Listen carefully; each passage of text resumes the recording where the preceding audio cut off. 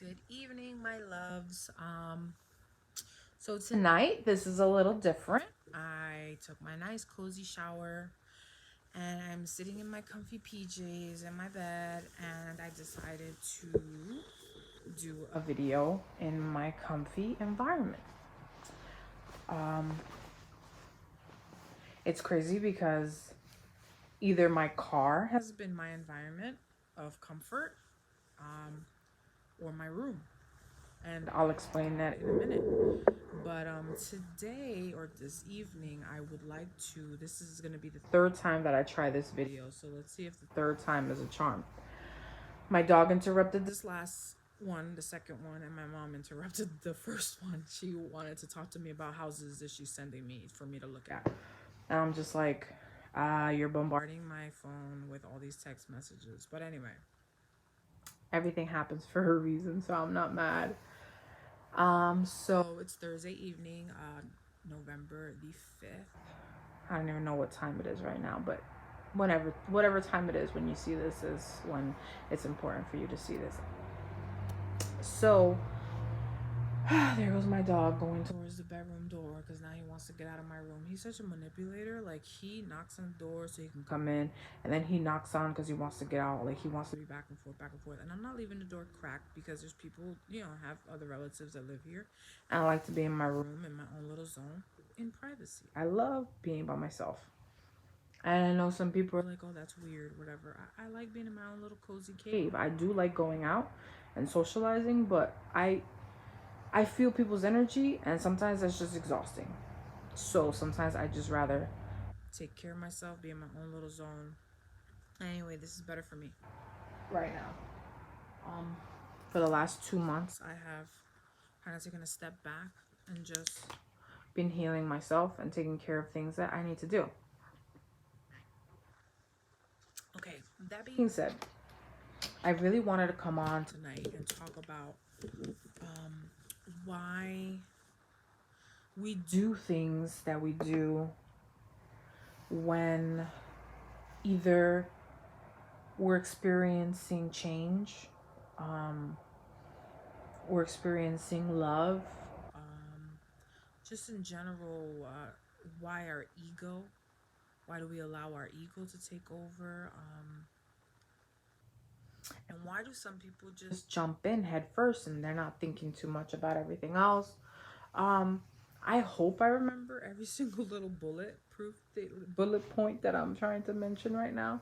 I don't have my phone because guess what? I'm using it to record, so I can't look at my notes to go over specific things. But really, I was led to come on because of the ego. And I say ego because no matter how humble you think you are, everyone has their ego, right? Or their pride.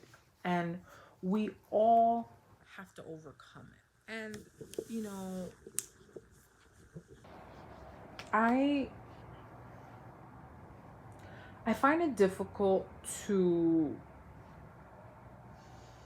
talk with people that don't understand the concept of dying to your ego, or people that have a hard time accepting when someone tells them that something is off or something is wrong, right? Because for me, if somebody tells me in a nice way, because sometimes people come off and they rub you the wrong way when they say things, they say it to be harsh or mean intentionally. So sometimes the intent behind something, like, you could have good intentions, but your approach could be off. And I'm not saying that about anybody in particular or any recent or any experience, that I'm not talking about anything specific, but I noticed, like, for instance, in the past, I would tell my dad something, for example. I would say, Dad, you shouldn't drink, and da da da da da da da. And his reaction initially is to lash out.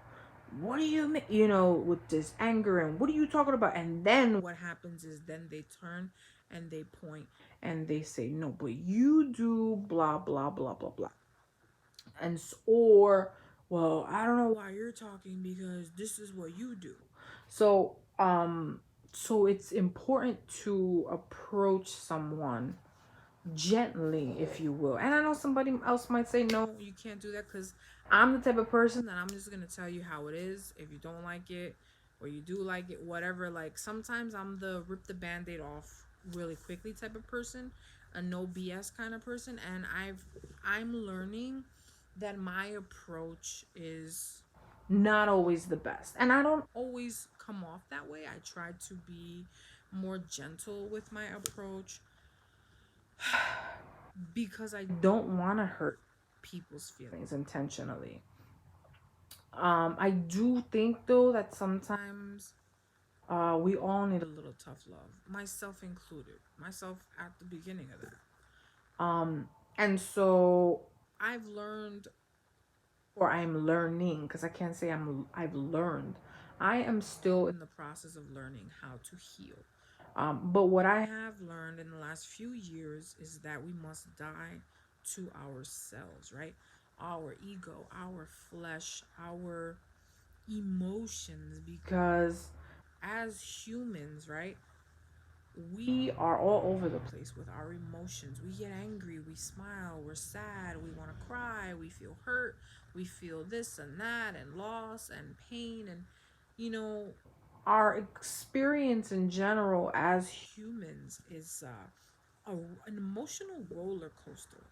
And then you have those that do not express their feelings or their emotions in a healthy way, um, or that are with they're holding it inside, and then one day they just explode and they vomit on everybody. Um, but um, having a closer relationship with the Eternal Father. Again, I'm not in any religion or any cult. My relationship with the Creator is completely different from what I thought it was supposed to be as a child, going to a Christian church and growing up in Catholic school. You know, I went to private school until I was in the third grade, and then fourth grade, I went into public school. So I have the indoctrination of that type of structure. And I'm not knocking anybody. You do what you do. Whatever works for you works for you. But I realize that the Creator does not dwell in a building. The Creator is here within me, and I gotta go within and pray. I don't need to look for any man or woman to teach me or tell me the Creator is over there, and you have to say this amount of many this things and that things in order for my sins to be forgiven. Like all of that stuff, I don't believe any of that. And again, this is not a disrespect to anybody. This is just stuff that I've learned that did not or no longer served me, okay, for my purpose in this world. And so, that being said, I realized that I needed to die within, the within my, I had to die to myself. And as I'm growing and as I'm learning, I realize that not everybody looks at themselves and says, man, damn, I really have to change this or that. Like, this is harsh. Because I remember in my marriage, my ex would say something and I would be like, man, you're bugging. But then I would like sit back and I'd reflect, and then I would go and I would apologize to him because I didn't realize, right? Because our ego's like, man, get out of here. What are you talking about? No, man, I'm so nice and I'm this and that, and like we just think that we are the nicest. And people that are super religious are like, oh, I'm the sweetest, I'm the best, and look at you, you're evil, you're bad, oh, look at your life, and we're always, you know throwing rocks, casting the first stone, and we never look at ourselves. We never look at what it is that we're doing. Are these patterns that subconsciously are on autopilot, right? Because they're just going on. They're just things that we do subconsciously. We really don't even notice we're doing it because we're like on autopilot, basically. Like, I mean, I'm saying it, I said it twice, uh, but because it's important to understand that there are patterns that we all have, either from our childhood, not either from, most of it is from our youth, from the example of the people that we grew up around, beliefs and things that we hold on to, traditions that are deep rooted in us, and we never take the moment to say, why do I react this way? What started or what triggered this behavior within, right? And we're always lashing out and saying, this is because you, or because da da da, and we never say, hold up, what do I need to look at? What do I need to change, right? Because we're always pointing a finger at other people, right? Not realizing that it's something within us that we need to check ourselves. So I started to do some self checks. Like, I would say something the wrong way to someone, and I knew that I wanted to, I would just, and I still have a hard time with that, okay? Don't get me wrong. I'm still having a hard time with that. Like, I want to just say what I got to say, get it over and done with, and keep it moving, because my thing is, I don't want to hold on to it, right? Because if I hold on to it, it just keeps eating at me and eating at me and eating at me. And I know that it's worse for you later if you just let stuff bottle up inside, you know. So I have diarrhea of the mouth sometimes, and I don't realize that there's consequences for that.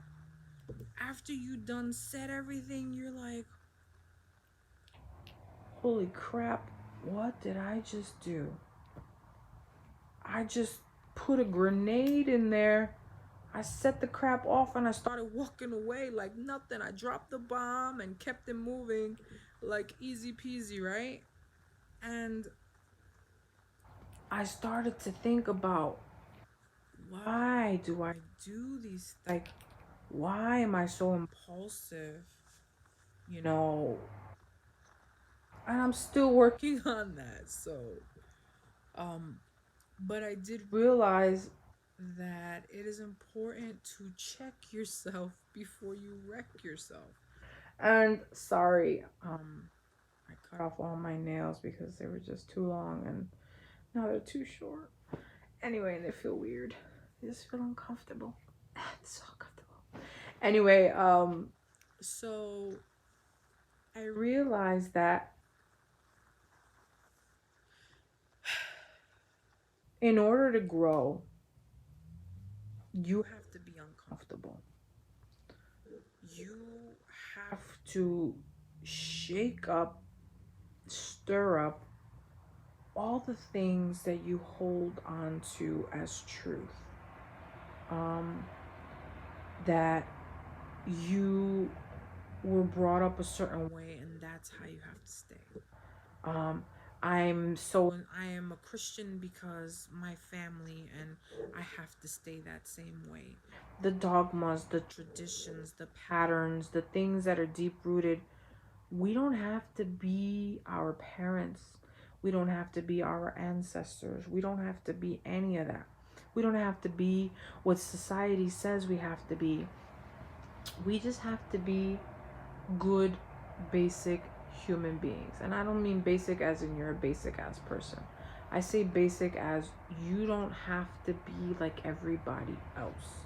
And I find sometimes, or most of the time, we struggle so much within ourselves and in societies because we are trying to be someone that we were never meant to be. And it is okay, right? It's okay to be yourself. And I lash out. I used to lash out a lot because I thought a healthy relationship had to look like this. And when things didn't go that way, I would flip out. Why are we not in this situation or that situation and da da da da da da? Because my ego said, I gotta be like this one and that one. They just bought a house and they're living over here and their marriage is beautiful. And I was always comparing myself to everybody else's relationship, everybody else with a business or a child, a family. Like, I was always looking at what everybody else was doing, and I wasn't focusing on what I was supposed to be doing in my household and watering my own grass, right? Because we always look at everybody else and we think that the grass is greener on the other side, and we don't realize that everybody is struggling. Everybody has a facade and a mask that they wear, including us. And we need to unveil who we truly are, because who we truly are, it can be beautiful. A beautiful mess, but it can be beautiful. Um, but there should be the realization that it is okay to not be like the Joneses. You don't have to keep up with them. If you reached a certain age in your life and you didn't get to where you hoped you'd be, so what? It wasn't meant to be for you, for your life, or for that time. Maybe it's meant for a future, or maybe you just were never meant to be a multi-millionaire or a billionaire. Like, we need to start so that we can bring ourselves down to a realistic place. We need to start thinking more practically, more humbly, and realize that we are enough. Um, our situation where we are in life is where we're supposed to be. And if you're not happy with something that's going on in your life, go within and figure out, why am I here? What am I missing? What am I not doing that I keep repeating the same patterns? I keep doing the same thing, because we know the definition of insanity is doing the same thing over and over, expecting a different result. It's just not likely that we're going to do something differently or get a different outcome if we're doing the same thing all the time. There has to be a realization within that says, hold up, man. If I keep building this sandcastle with too much water and not enough this or that, the sandcastle is going to fall apart. It's not going to be formed well, right? Because we're putting in, we're doing the same thing over and over. And so now we're like, oh man, I'm never going to do it, or I'm never going to have it. So we give up. We say, well, you know what? If it doesn't come out the way that I'm expecting, whatever, then I'm gonna just go kick rocks. I'm gonna just move on, or I'm gonna stay in a situation because I'm not happy. But guess what? You have to look for your happiness within yourself. You can't fix anybody. You can't fix yourself. You can't do anything until you fix yourself. You can't be a superhero out there like, sometimes we have a superhero complex, and I know for sure, because I had a superhero complex. I probably still sometimes do. I want to help and save the whole world. Meanwhile, my house is on fire, and there's nobody coming close to bring some water to rescue me and stop the fire from burning down my house, because I'm too busy trying to help everybody else turn off their fire and get their house in order, that I'm not getting my house in order. And this is my house here. I'm not talking about a physical house. um you know, Christ used to say, get your house in order. You know, a house divided will not stand. And I'm going to use these references now because, I'm laughing because it's so simple, and yet we complicate things so much. And I say that because I myself complicate things all the time. I overanalyze. And so a house divided shall not fall can be on so many levels. We can see it as our family, we can see it as our house, um, our lives, everything like that. But we can also see it as here, right? Because our heart wants one thing and our mind is telling us something completely off. And we need to bring balance between two and get the two to agree, so that then those things can be manifested in our lives, right? Because if we're always up in our thoughts and always second guessing and always allowing the negative thoughts to take permanent residence here. We're not listening to hear. And I know someone will say, well, the heart is wicked, desperately wicked, blah, blah, blah. The heart can be deceiving, blah, blah, blah. But I personally don't think that. I think we just need to understand the heart and understand when we're being deceived. And that's why there must be balance between our thoughts and our heart. There cannot be like one can't outweigh or outrule the other, because we have to be logical. We have to think about things realistically, but we also have to allow our heart to take to take a vote and say, no, look, let's think about this real quick. Let's not be hasty, and let's, all right, well, I know you want to be rational, and I know you want to contemplate and overthink and da da da da, but really in your heart, what's your heart telling you to do? So we have to bring balance in our house and make peace. Okay, we have to make peace within ourselves. Oh my gosh, this is so crazy. Because as I'm speaking it, I'm living it, and I'm also digesting it. I am eating it, and it makes me happy when there's growth and there's progress and there's healing. Growing up, I didn't think I was. Uh, I was always fighting for my parents' attention, right? I would do anything and everything to get their approval, to get their attention. Da, da, da. Into adulthood, to now I'm 37 years old, and sadly, I'm in my parents' house. I don't have my own place as of the moment, as of now. It's temporal, but at the same time, it has enabled me to do other things that I didn't think I was going to be able to do. So it's a blessing and a curse. But mostly, I want to say a blessing. Um, it's not their fault.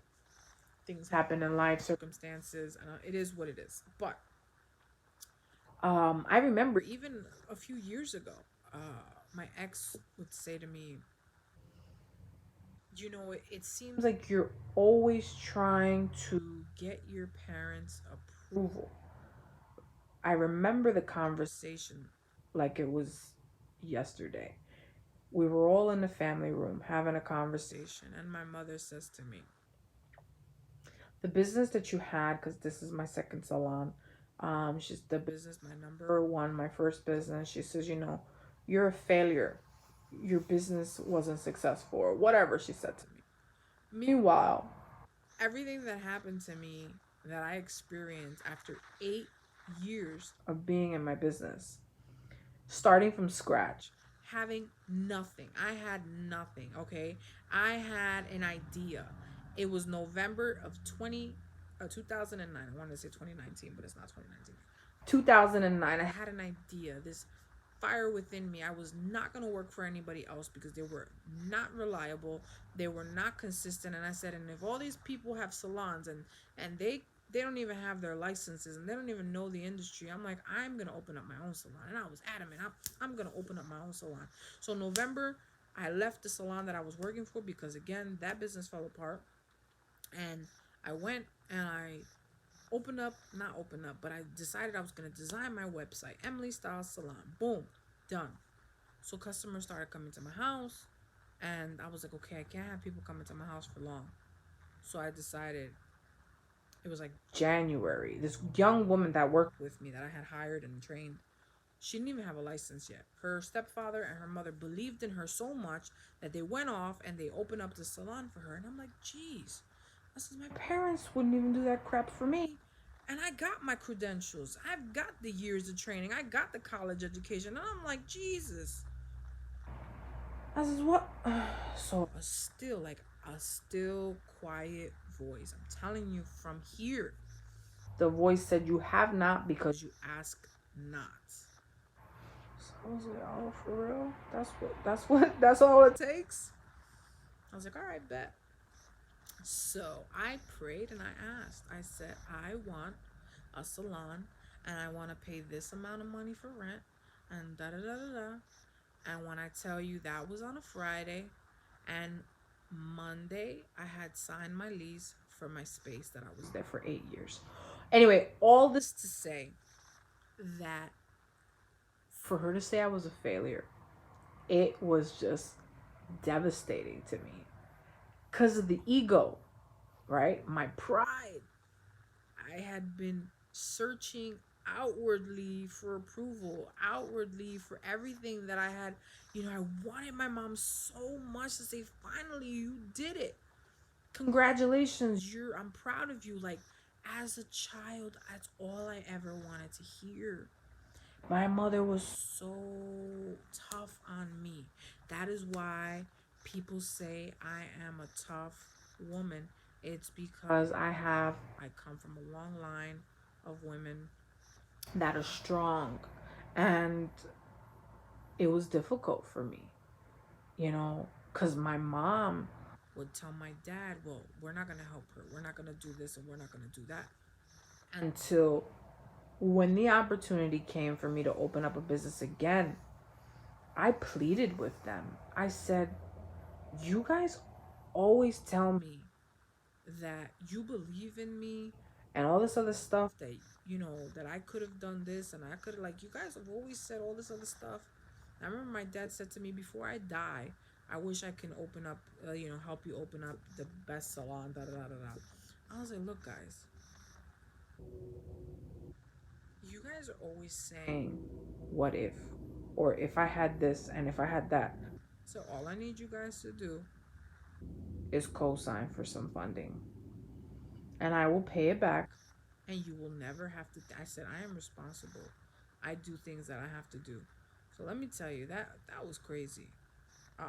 Anyway, all to say, what I had expected didn't really happen. They helped towards signing for a lot less than I needed. I mean, that I wanted. Um, but it's okay because the least amount of debt you have, the better it is. You pay it off faster. But it's always been a struggle for me to try to impress them or try to make them happy. But you know what? I was missing the fact that I needed to be happy within myself. I needed to know that I was enough and that I didn't need their approval. I don't need their approval.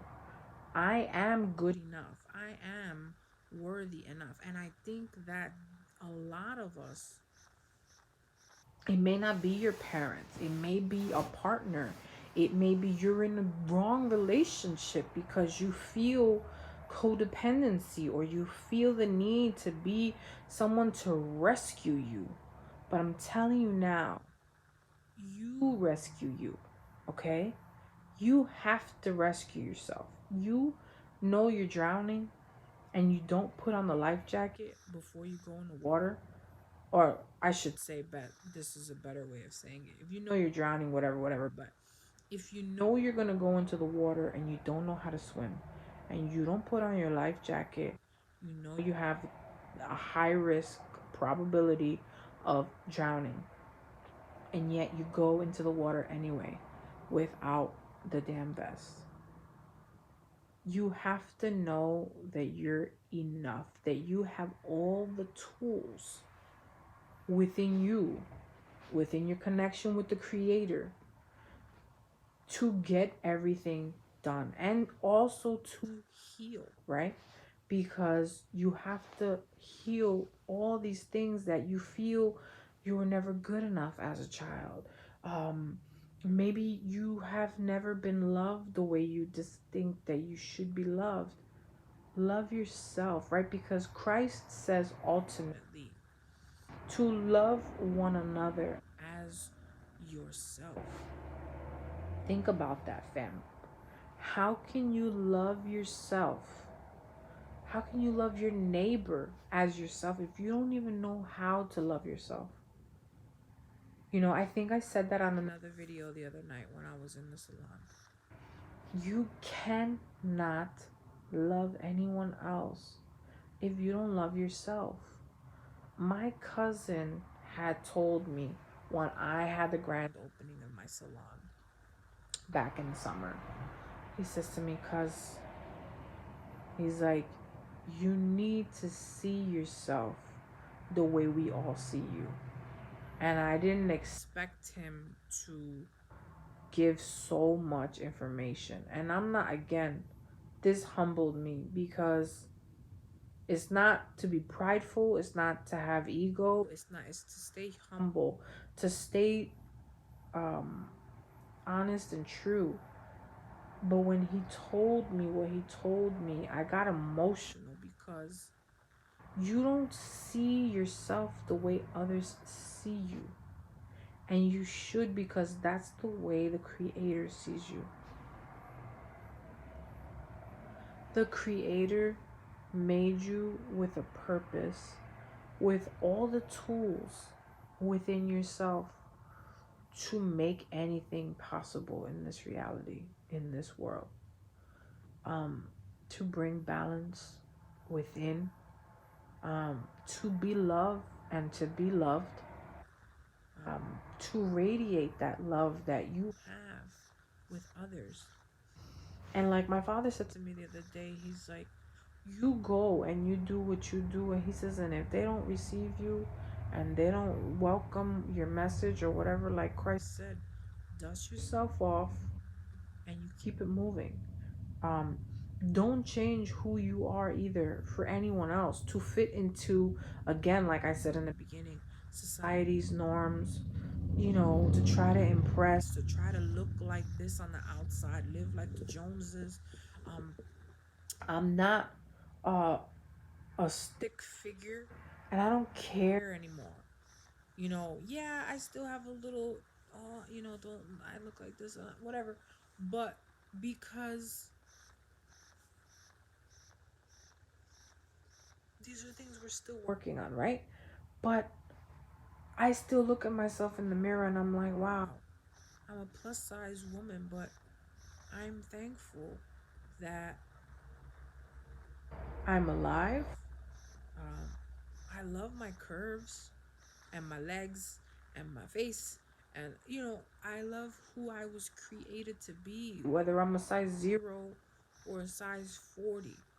You know, I'm not saying that you want to be unhealthy in life. You have to be realistic. You want to stay healthy. You don't want to indulge in food and overeating and gluttony and stuff like that. No, you don't want to do that either. But what I'm saying is, when you look at yourself in the mirror, you have to know that you are enough, that you are beautiful, that you are loved. And you don't need anybody on the outside to make you feel that way. And I always thought that I needed to have someone in my life to validate me. Whether it be my parents, whether it be in romantic relationships, whether in friendships, I needed to, give in order for them to say, yes, you are enough. And da-da. No, you have to know that yourself. And when you do, remember again, don't be an egotistical, nasty person. Don't have, don't be conceited. Don't be cocky.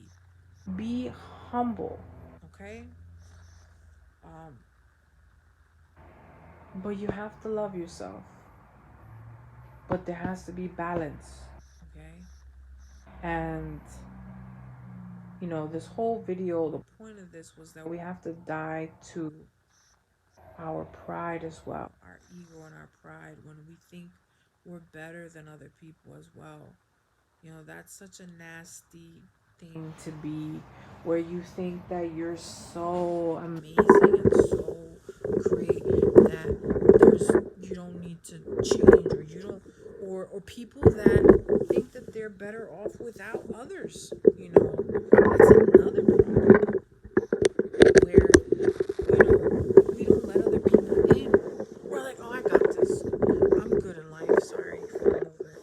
My phone was dying because I talk too much. But um, you know, there are people out there that would rather be by themselves, lone wolves, than to open up and let others in to help. Or they've always had to do things on their own, that instead of being disappointed or what have you, they decided to go at it on their own. And fam, we need one another. We need partnership. We need friendship. Good, like a handful of people. I'm not telling you to go and be friends with everybody on social media platforms and all over the world, but allow people in to your world.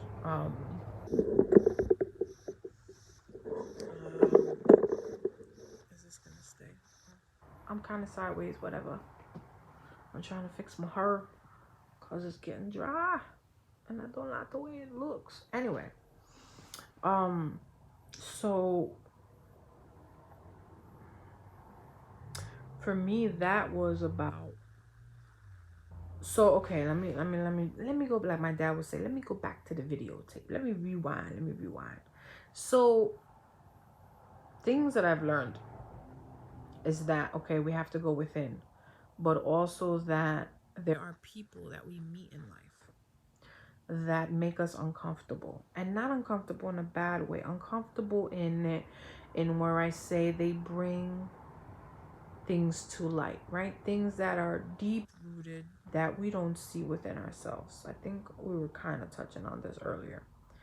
And when those people come, we have to welcome it or welcome them because they are here for a reason or a season, to bring out the best in us, to bring the ugly to the surface too, to be a mirror, and to reflect your reflection back at you, and you're just like, hold up, what's going on here? This is crazy.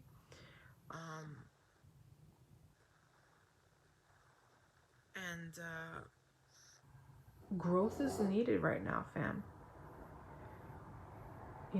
Christ talked about the age of Aquarius. And the way he talked about it was when he said, when you see the man pouring out the water. And a lot of people will say, no, that's not true. Yada, yada, yada. Look through the scriptures again. What are the 12 tribes? The 12 tribes match up with the 12, is it the astrological, whatever, the 12, the zodiac. In the Hebrew, ancient, whatever religion, they call it excuse me, the Maserat. And you can look that up too. They call it the Mazarot or the Maserat. And some people say that's Jewish mysticism, that's astrological stuff. You can't be playing with astrology. But what I've come to learn recently, because Christ says he's the lion of the tribe of Judah, and the lion represents Leo. Ooh.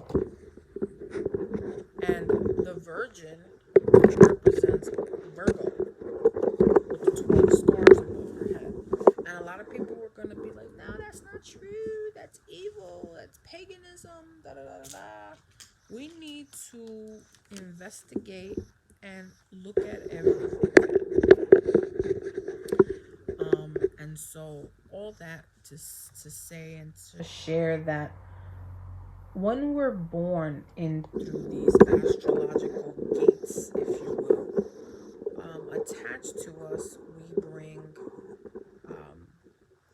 energies with us. Whether the world calls it good or bad, it is what it is. The fact is that we do come through the portal through to the earth, and those energies are attached to us. For example, I am what the world would call, or the astrological world would call, a Cancer or Cancerian. July 2nd is my birthday. Hold on. That being said, the traits of someone that falls under Cancer are emotional, nurturing, can be moody, very caring, loving, maternal love. And we are also connected to the moon. We do not worship the moon. We do not worship these things, but they are there for signs, they are there for a reason. Now, those things do line up with my personality. Okay? I'm not saying that I believe in these psychics when they post and they do and they share. But what I'm saying is that the energies behind these things line up. If you look at somebody who's born in the Libra season, they are about justice and balance. My father is all about justice and justice for the little guy. My dad will fight if he sees somebody in danger, somebody that's not being treated fairly. My dad has walked out of jobs that were not paying him or his cousins that used to work at the same company. He would just do a walk, like they would walk out. Oh, you're not gonna pay us what is a fair wage for all of us because we're minorities or because whatever. My dad is the one that will go and fight for balance, for order, for the right type of thing. My mom is also a Cancer. My mom is the nurturer. My mom will cook and do and all this stuff to show you her love, her affection, her care for you, acts of service. This is just the nature of different things. My other cousin, he's also a Libra. And what I can go on and on and on, and people will be like, oh, this is ridiculous. This is not godly, blah, blah, blah. But I'm asking you to really go in and think about it. Whatever your chart and energies of where you were born, excuse me, you have some characteristics that fall under that energy. And the reason why I'm exposing and sharing this is because I believe when Christ said that we must know ourselves, is that we were supposed to study all the things that make us who we are so that we can go within and we can bring balance and order and peace in our lives. For example, I probably said it in another video before, but my moon is in Aries. Aries is very spontaneous, very like there's a lot of positive things about Aries, but there's also negative things to Aries. Impulsive, right? So I need to learn how to balance that out because I can be very nurturing and very loving and very maternal and kind, but I can also be very impulsive to say something that can hurt somebody's feelings. So knowing all of these things in my natal chart are going to help me know where there's a disconnect, where there needs to be growth and change. So, being that I know that I'm impulsive when it comes to anything and everything, I need to learn to be slower. And so, for example, slow to anger. The scripture talks about being slow to anger. So, knowing that I specifically have that in my chart, that I'm very impulsive. I'm going to say what I got to say, get it out of my system. Now I need to learn how to think before I speak. And this is a work in progress, let me tell you. And as a Cancerian in my sun, even though it really means my moon, the moon is changing every day. So as a Cancerian woman, my mood is always changing. And everybody who is a Cancer, their mood changes every day, all day. Even women's menstrual cycles are lined up with the moon.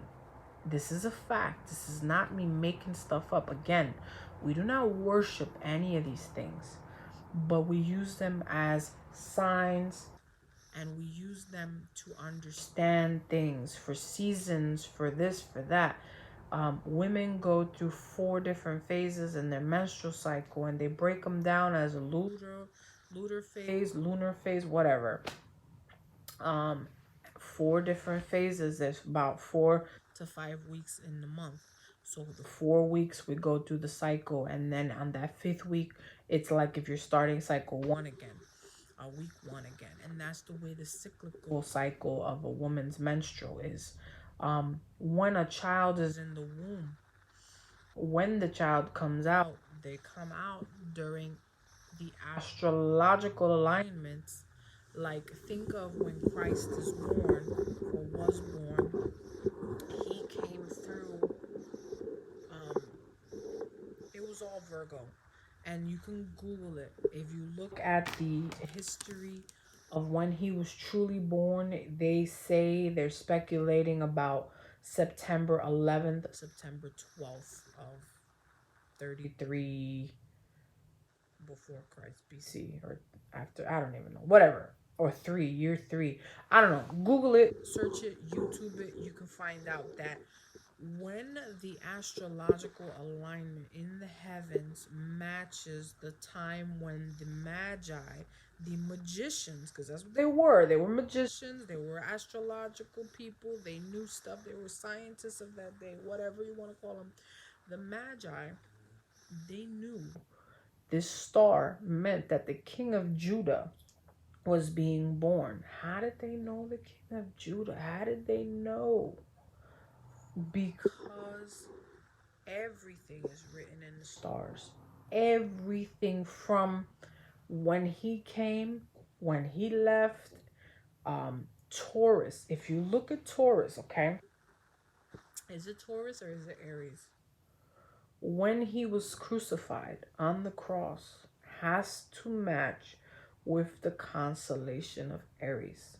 And if you look up at the sky during the time of Pesach, which is Passover, Passover lines up astrologically with the stars with the time frame of Passover down here on earth, which also falls in to Aries. When he was about to come forth, it was around the corner of Leo, Lion of the tribe of Judah. Again, Leo. But he ended up coming through Virgo, virgin birth. His mama, she was a virgin. The whole story of all that. If you look it up, there's so much out there that shares this. And I pray that you don't take any of this in a negative light. Take it, pray about it, because others are gonna be like, oh my gosh, that's witchcraft, that's evil, that's this, that, that, there. You do what you want with it, but Yeshua, Yahusha, Christ, whatever name you want to give him, he said, pay attention to the man with the water. That has to do with Aquarius. And in the age of Aquarius, which is what we're living in right now, was during the time where all this information and knowledge was going to be revealed. People were going to open their eyes. They were going to realize that religion is not where the Creator is, that the Creator is with you always. Greater is he that is in you than he that is in the world, right? This is what we learned.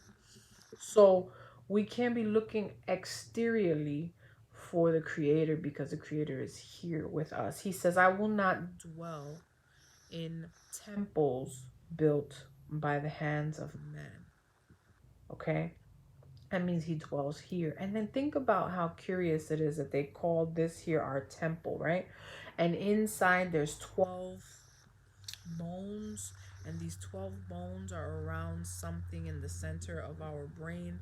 We have our third eye, which is here, but they say that when you reach in meditation and in prayer, you reach a level of, they call it Nirvana, they call it whatever, they call it what have you, but Christ says, when let your eye be single, and when your eye is single, that is when your body fills with light. Now, in meditation, there is a process where when you meditate for so long, things like that happen. There's this inner peace, okay? Because we're looking for peace externally. We're looking for peace in other people, in buying stuff. Because remember, he says this world is temporary. This is not our home. We are just passing through here. So the more attached we are to the things in this world, the more complicated it is for us to detach ourselves and to go within, because we're looking for everything on the outside to make us happy. But nothing is going to make us happy until we have that inner peace and that inner knowing, who we are, why we're here, um, why were we sent here at this time. There's a reason for everything, fam. And I am really breaking it down, learning about more and more what my purpose is here. I know that part of my purpose is to share, to teach, to encourage, to motivate, but more specifically is to bring people to do action, to change, to transform. That is part of whatever it is that I'm doing here, because um I learned it by doing some studies and some research and whatnot. And it all makes sense, because I have a few people that I've encountered that have told me, I made this transition and this move and I did it because you told me something and it sparked it. Or you had a video clip and it triggered me to do this or want to do better, or to, just go ahead and go forth and try something new. And continue being who you are, shining that light of yours until you figure out what your purpose is. And maybe you know what your purpose is and you're just running from it. Maybe you know that your purpose is to share with people experiences that you've had and help them ascend and help them grow. And when people hear me say things like that, they're probably like, why is she talking about all this new agey type stuff? It's not, because Christ ascended. Christ said that he left the land of the living to come down to the land of the dead. That means that we're dead here, fam. We are living, we are, what is it? The Walking Dead. We are experiencing the Walking Dead here daily. And to die to yourself, to your ego, to all of that is really to live. It says that when we try to save our lives, we will lose our lives. But when we lose our lives is when we truly save it. This is a scripture verse, and I don't remember where in the scripture it is, but I'm sure you understand what that means. But if you don't know, I'm going to give you my interpretation, and you take it with a grain of salt. Don't, it ain't facts. Just go check and research. Do everything on your own to figure out if it makes sense. Pray about everything. Don't do anything I say or recommend without taking it up before your higher power to find out if it's real or not. But when you try so hard to hold on to this world, to your life, to the things that give you comfort here, the temporal things, that's when everything gets removed and everything goes up in flames, is when you're going to lose your life, because you put your value on things that were temporal. And when you put your value in things that are eternal, things that continue, that's when you will gain life. You will gain your life and also the lives of others, because you will be planting seeds. And when that harvest time comes, and you see all the seeds that you were able to plant, and your father tells you, you did that, you did well. I sent you here for a reason, with a purpose, with a mission, and you accomplished it. Fam, I encourage you all to search and seek out what your purpose is in this life.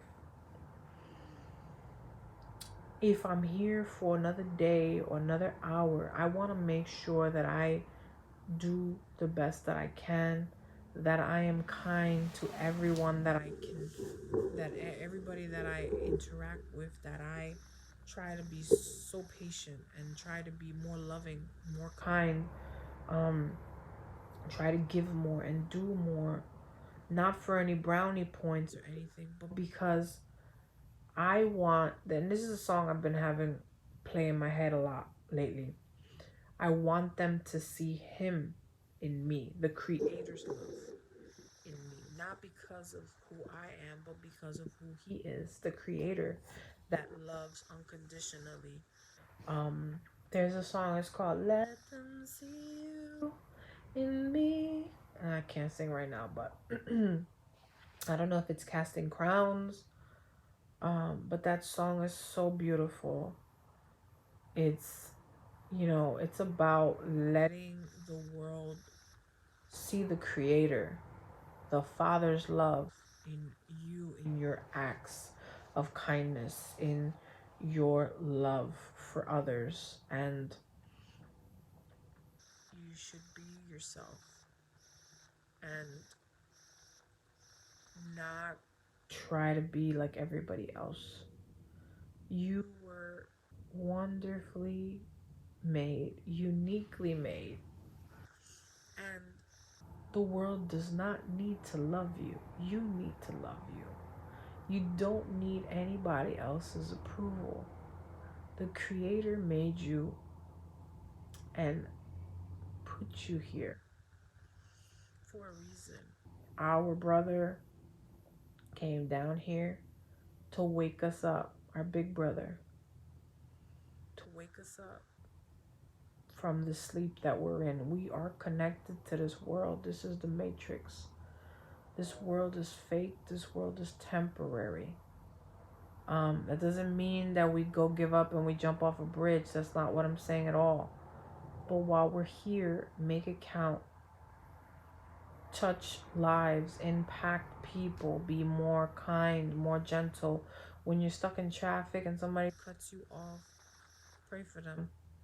Maybe they're having a hard time. Maybe their loved one left them, or somebody passed away, or they had a really hard day, or maybe they're just a jerk, but you can pray for them. Bless somebody in your thoughts and in your words and in your actions.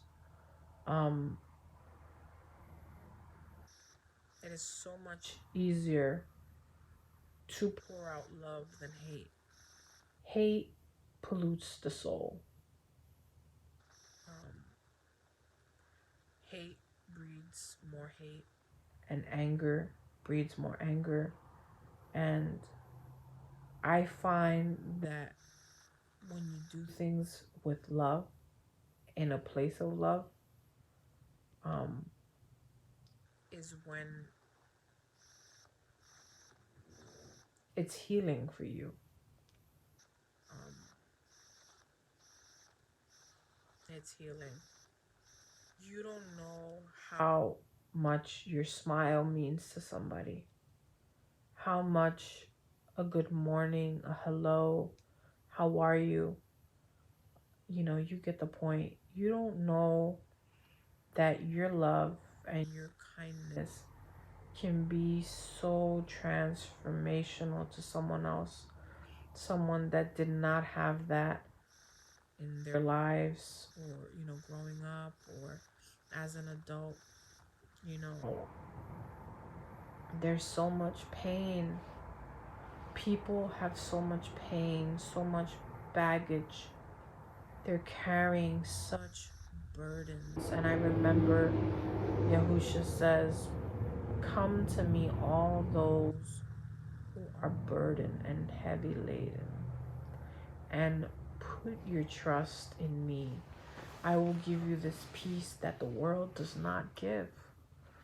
And as crazy as it may be to other people, that there is a love like that again, I put that in,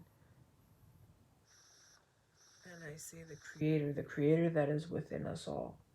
Because the scripture says, greater is he that is in me than he that is in the world. Because within this box that we're in, because this flesh here is a prison.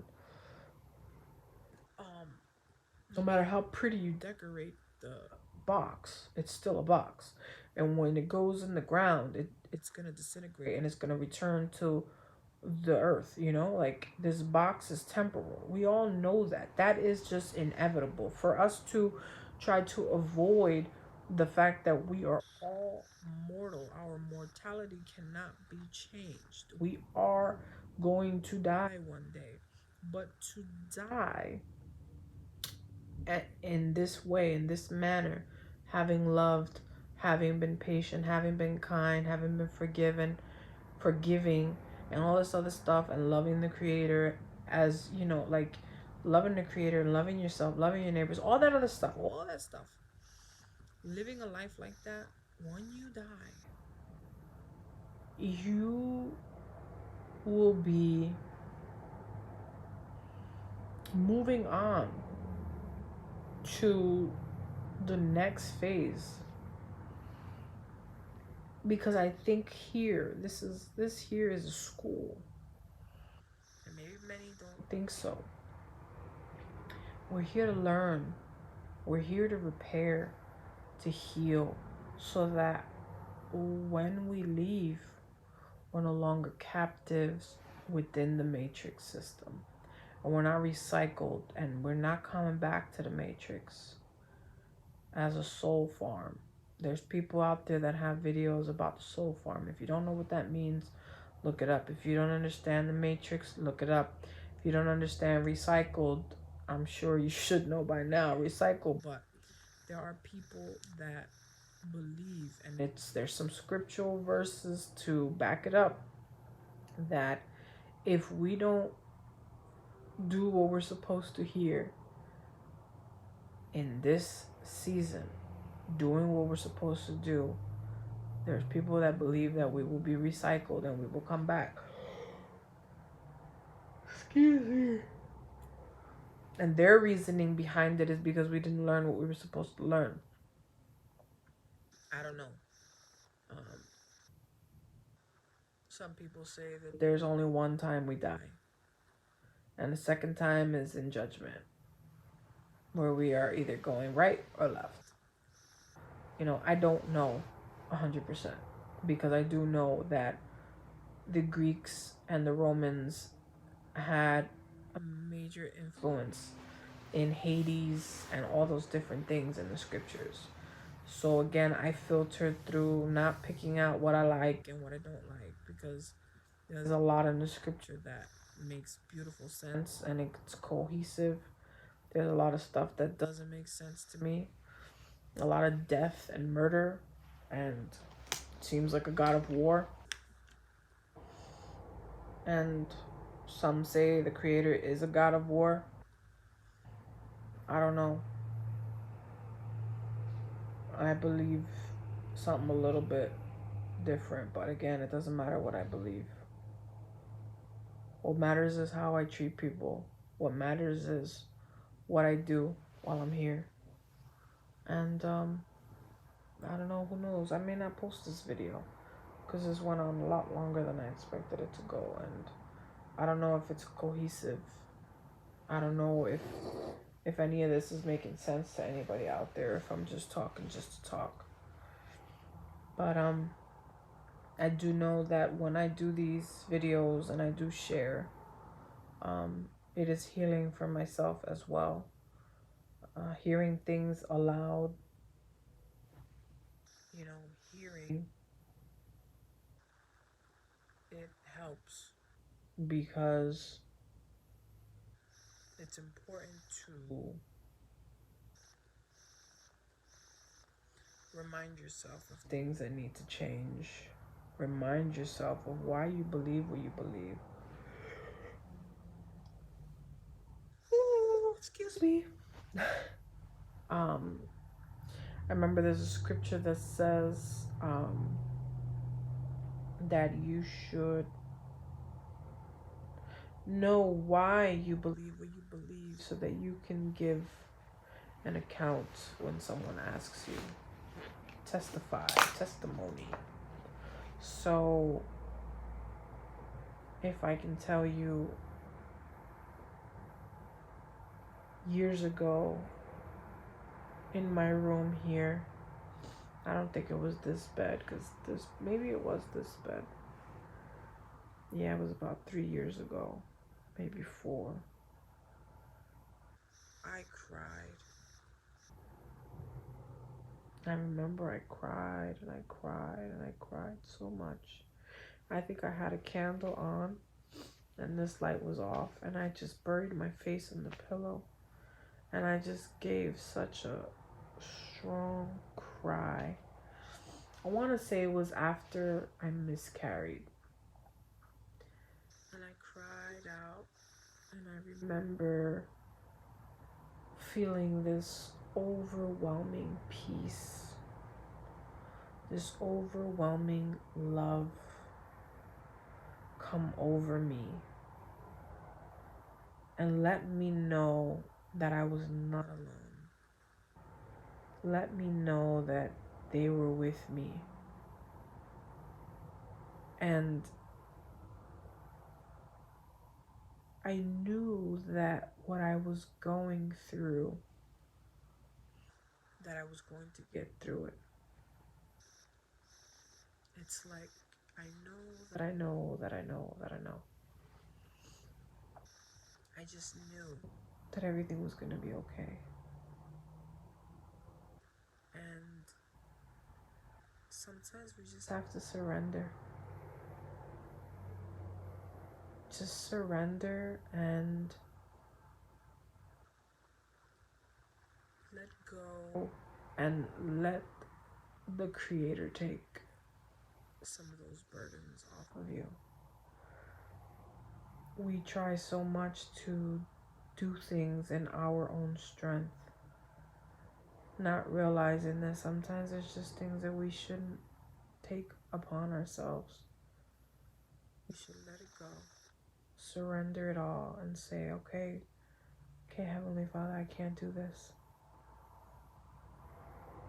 Take over. You know? It is healing. It is super duper healing. And so, do your best to check yourself before you wreck yourself. I had to make a little light out of this. This has been a little serious. Why so serious? But fam, on a serious note, check yourself, have an internal conversation. Try to figure out why you do the things that you do. Is it from childhood trauma? Surrender and make peace with it. Heal yourself, okay? Because we keep waiting for an external rescue mission, but really it's internal. Like Christ said, the kingdom of heaven will not come in a visible way where you can lay your eyes on the kingdom of heaven. He said the kingdom of heaven is within you. Therefore, stop looking for it outside of you. The kingdom of heaven is within. He says, I will not leave you nor forsake you. The Creator is always with us,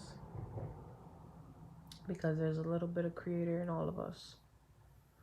And there might be some people that don't have any Creator in them at all. It's just evil. But for the most part, He said you will know them by their fruit.